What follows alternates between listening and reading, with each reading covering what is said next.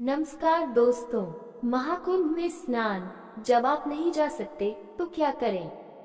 दोस्तों, महाकुंभ एक अद्वितीय धार्मिक आयोजन है जिसमें लाखों श्रद्धालु पवित्र नदियों में स्नान करके पुण्य लाभ प्राप्त करते हैं। हालांकि कई कारणों से हर कोई महाकुंभ में शामिल नहीं हो पाता। ऐसे में घर पर रहकर भी आप महाकुंभ के आध्यात्मिक महत्व का अनुभव कर सकते हैं। घर पर रहकर कुंभ का अनुभव। दोस्तों, पवित्र नदियों में स्नान। यदि आप प्रयागराज नहीं जा पा रहे हैं तो प्रयास करें कि किसी पवित्र नदी में स्नान करें।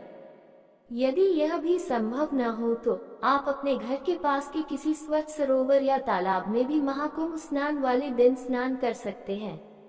नहाने के पानी में गंगाजल मिलाएं।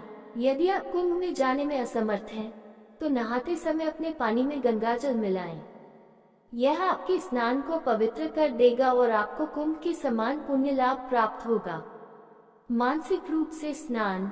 यदि आप शारीरिक रूप से स्नान करने में असमर्थ हैं तो आप मानसिक रूप से भी स्नान कर सकते हैं। इसके लिए आप गंगा नदी या किसी अन्य पवित्र नदी के तट पर बैठे हुए ध्यान करें और मानसिक रूप से स्नान करें। यह आपके मन को शांत करेगा और आपको आध्यात्मिक शांति प्रदान करेगा। दोस्तों, कुंभ के महत्व का स्मरण। कुंभ के दौरान आप कुंभ के महत्व का स्मरण कर सकते हैं।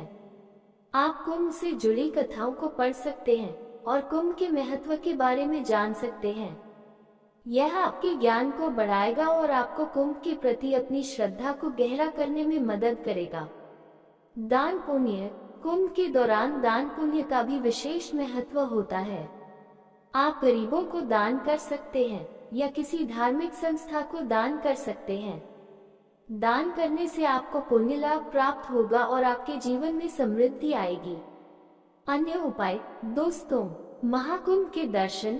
यदि आप प्रयागराज नहीं जा पा रहे हैं तो आप टेलीविजन या इंटरनेट के माध्यम से महाकुंभ के दर्शन कर सकते हैं।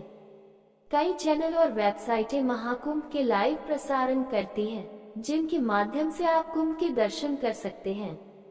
संतों का सत्संग। कुंभ के दौरान कई संत और महात्मा प्रयागराज में आते हैं। आप उनके सत्संग में भाग ले सकते हैं और उनसे आध्यात्मिक ज्ञान प्राप्त कर सकते हैं।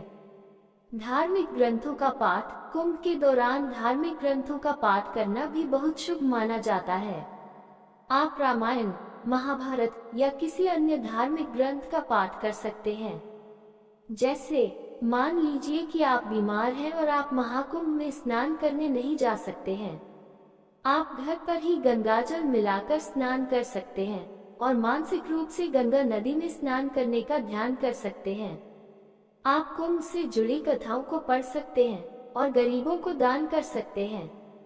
इस प्रकार आप घर पर रहकर भी महाकुंभ के आध्यात्मिक महत्व का अनुभव कर सकते हैं। अंतिम विचार। दोस्तों, सबसे महत्वपूर्ण बात यह है कि आप मन में श्रद्धा और भक्ति रखें। आप जो भी उपाय करें उसे सच्चे मन से करें। यदि आप सच्चे मन से भगवान का स्मरण करेंगे तो आपको निश्चित रूप से कुंभ का लाभ प्राप्त होगा, भले ही आप वहां शारीरिक रूप से उपस्थित न हों।